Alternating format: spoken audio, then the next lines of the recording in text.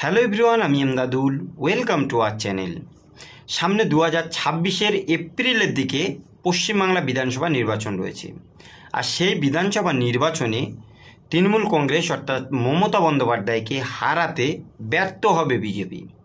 কিসের জন্য এই কথা বলছি? অবশ্যই প্রমাণ সহকারে কয়েকটি কথা আজ আপনাদের মধ্যে শেয়ার করব। প্রথম কথা, দেখুন, বিগত 2014 সাল থেকে বিজেপি ভারতবর্ষে ক্ষমতা এসে তারপর থেকে প্রতিনিয়ত বিভিন্ন রকম আইন কানুন মানুষদের উপরে চাপাচ্ছে।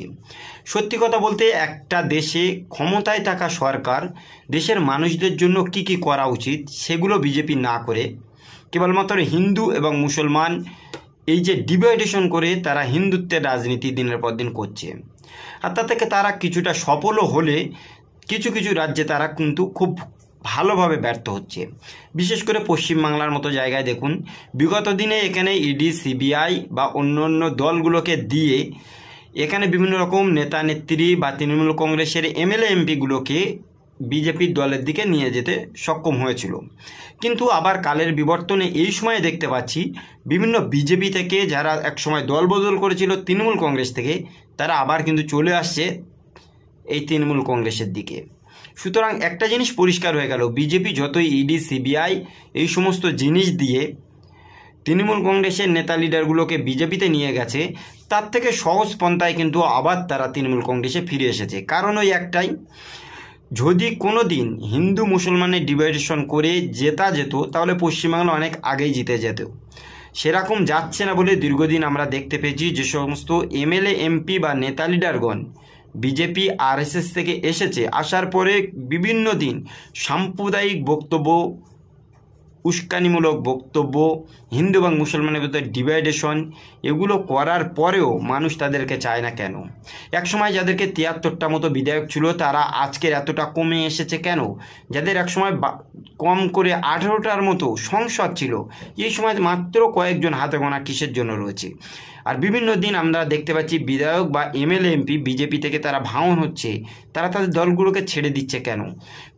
প্রতিনিয়ত আমরা দেখতে পাচ্ছি বিজেপির যে সমস্ত কার্যালয় রয়েছে সেই কার্যালয়গুলোকে তালা পড়ে যাচ্ছে, তাদের যে সংসদ সদস্য বা বিজেপির যে সমস্ত কর্মীরা রয়েছে তারা দল ত্যাগ করে অন্য রাজনৈতিক দলে নাম লেখাচ্ছে কেন? সত্যি কথা বলতে দেখুন, একটা রাজ্য যদি ক্ষমতায় আসতে চায় তাহলে সেইখানে কি উন্নয়ন হচ্ছে আর কোনগুলো এখনও ঘাপলা রয়েছে, কোন জিনিসগুলো করতে হবে, সেই বিষয়গুলো নিয়ে আলোচনা করলে মানুষরা উপকৃত হতো। পশ্চিমবাংলায় প্রচুর প্রবলেম রয়েছে, বিশেষ করে শিক্ষা, স্বাস্থ্য, বাসস্থান, এই সমস্ত জিনিসগুলোকে ইস্যু না করে কেবলমাত্র ধর্মের ভিত্তিতে রাজনীতি যদি পশ্চিমবাংলায় করা যায়, তারা কোশ্চিনকালে ওই পশ্চিমবাংলা জিততে পারবে না। ওই হাতে গোনা কয়েক জায়গায় জিততে পারবে, কিন্তু সময়ের বিবর্তনে তাদের এমএলএ এমপিগুলো কিন্তু একসময় আস্থা করে হারিয়ে যাবে বা দল বদল করে অন্য রাজনীতিতে চলে আসতে বাধ্য হবে। কারণ এখানে হিন্দু মুসলমান বিভিন্ন ধর্মের মানুষরা মিলেমিশে বসবাস করে। এখানে যদি পার্টিকুলার কোনো একটা ধর্মের ভিত্তিতে রাজনীতি করতে যান তাহলে কিন্তু আপনার রাজনৈতিক কেরিয়ার বা আপনার রাজনৈতিক দলের ভোট খুব কম সংখ্যক পড়বে। সুতরাং এই সময় আমরা রাজ্যে যে সরকার রয়েছে তৃণমূল কংগ্রেস, তাদেরকে যদি একবার অ্যানালিসিস করি, তারা হিন্দু মুসলমান বা অন্য অন্য ধর্মের মানুষদেরকে সমান চোখে দেখার চেষ্টা করছে। আপনি দেখুন, এখানে যেমনভাবে ঈদ, যেমনভাবে পুজো, যেমনভাবে এখানে বিভিন্ন রকম উৎসবগুলো হচ্ছে, জাতি ধর্ম বর্ণ নির্বিশেষে সরকার থেকে তারা তাদের চেষ্টা করছে বিভিন্ন ধর্মের মানুষদেরকে বুঝিয়ে পাড়িয়ে বা তাদের সঙ্গে দিয়ে হিন্দু মুসলমান ডিভাইডেশন না করে একটা সমন্বয় করে পশ্চিমবাংলাটা চালানোর। কিন্তু এরকম একটা সিচুয়েশানে প্রতিনিয়ত কোথায় দেখতে পাচ্ছি ঠাকুর ভেঙে দেওয়া হচ্ছে, কোথায় পূজা বন্ধ করা দেওয়া হচ্ছে, কোথায় আবার বলা হচ্ছে যে হিন্দুদেরকে মারধর করা হচ্ছে। এরকম মিথ্যা ফেক নিউজগুলো ছড়িয়ে বিজেপি তারা চাইছে ক্ষমতায় আসার। কিন্তু 2026-এ কি তারা ক্ষমতায় আসতে পারবে? আমাদের মনে হয়তো কখনো পারবে না। মুর্শিদাবাদের মতো জায়গায় একসময় যেখানে ছিল কংগ্রেসদের গড়, সেই কংগ্রেসটা কিন্তু হেরে গেছে। কিসের জন্য? এই কংগ্রেসদের ভেতরে কিছু সংখ্যক আরএসএসের নেতা লিডার ঢুকে যাওয়ার জন্য। এই সংখ্যালঘু অধ্যুষিত যে জায়গাগুলো একসময় কংগ্রেসের গড় ছিল, সেই জায়গাগুলোতে কংগ্রেসের হাতছাড়া হয়ে গেছে। সুতরাং আগামী দিন কেউ যদি ধর্মের ভিত্তিতে রাজনীতি করতে চায় তাহলে পশ্চিমবাংলাতে তারা কি জিততে পারবে? আর 2026 যে বিধানসভা রয়েছে সেইখানে কিভাবে বিজেপি জিতবে?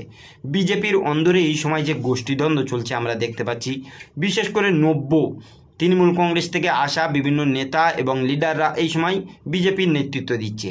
প্রাক্তন যে সমস্ত বিজেপির দায়িত্ববান ব্যক্তিরা ছিল, সে হতে পারে দিলীপ ঘোষ, সে হতে পারে লকেট চট্টোপাধ্যায়, রাহুল সিনহা, সায়ন্তন বসু, এরকম করে যে সমস্ত নেতা লিডার ছিল তাদেরকে পুরো কাটছাঁট করে দল থেকে বাদ দেওয়া হয়েছে।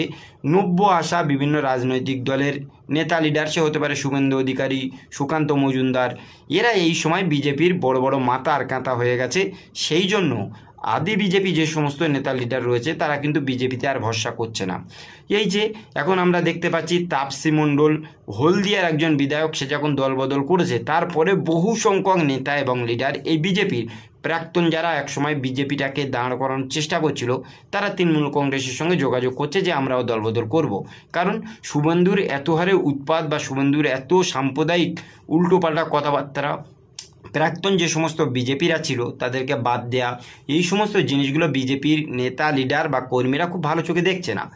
আপনারা আর একটা জিনিস দেখুন, বিগত কয়েক মাস ধরে বিজেপি চাইছিল তাদের সদস্য পদ বাড়ানোর জন্য, আর সেই সদস্যতে মাত্র 15,000 মানুষ নাম লিখিয়েছে, যেখানে তাদের টার্গেট ছিল প্রায় 60,000-এর মতো। মাত্র 15,000-এ তাদের রথ থেমে গেছে। তারপরে তাদের সদস্য পদ আর কেউ নিচ্ছে না। কারণ একটাই, তাদের যে সাম্প্রদায়িক রাজনীতি, ধর্মের ভিত্তিতে রাজনীতি, এই জিনিসগুলো হিন্দু মুসলমান কোনো মানুষই স্বাদ নেয় না। সেরকম একটা সিচুয়েশানে এই পশ্চিমবাংলায় ভালোভাবে বোঝা যাচ্ছে যে বিরোধী দল যে বিজেপি ছিল বা আছে, খুব তাড়াতাড়ি কিন্তু তারা আস্তে আস্তে শেষ হয়ে যাবে। এই সময়ে অন্য অন্য যে রাজনৈতিক দলগুলো পশ্চিমবাংলায় রয়েছে তারা যদি মাথা তুলে একটু দাঁড়াতে পারতো, ভালোভাবে একটু চেষ্টা করতে পারতো, এই সময় কিন্তু খুব ভালোভাবে তারা বিরোধী দল হিসেবে থাকতে পারতো।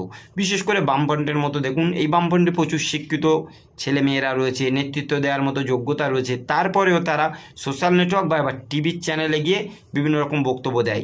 কিন্তু গ্রাউন্ড লেভেলে সে হতে পারে গ্রাম সভা, পঞ্চায়েত বা বিধানসভা, প্রতিটা মানুষের কাছে ফেস টু ফেস যেতে পারছে না বামফ্রন্ট। সেই সাথে সাথে কংগ্রেস, আইএসএফ এই সমস্ত রাজনৈতিক দলকে একজোট করার পরে একে অপরের বিপক্ষে গিয়ে প্রার্থী দিচ্ছে, একে অপরের বিপক্ষে গিয়ে রাজনৈতিকভাবে বিভিন্ন রকম বক্তব্য দেয়। মানুষরা দ্বিধাদ্বন্দ্বে পড়ছে, এক জায়গায় তারা ভোট দিতে পারছে না। সুতরাং আগামী দিন যদি অন্য অন্য রাজনৈতিক দলগুলো ভালোভাবে একটি ভূমিকা পালন করে, বিজেপির থেকেও ভালো রকম ফল তারা করতে পারবে।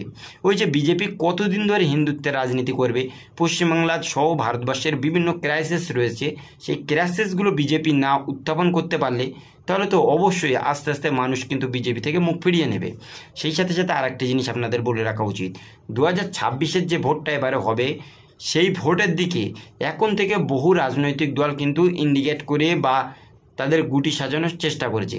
কোনো কোনো রাজনৈতিক দল এই সময় তাদের রদবদল করে, যারা এক সময় বড় বড় দায়িত্বে ছিল কিন্তু ভালোভাবে অ্যাক্টিভলি ভূমিকা পালন করেনি, তাদেরকে কাটছাট করে নতুন যারা এসেছে ভালো রকমভাবে দায়িত্ব পালন করছে তাদেরকে দায়িত্ব দিচ্ছে।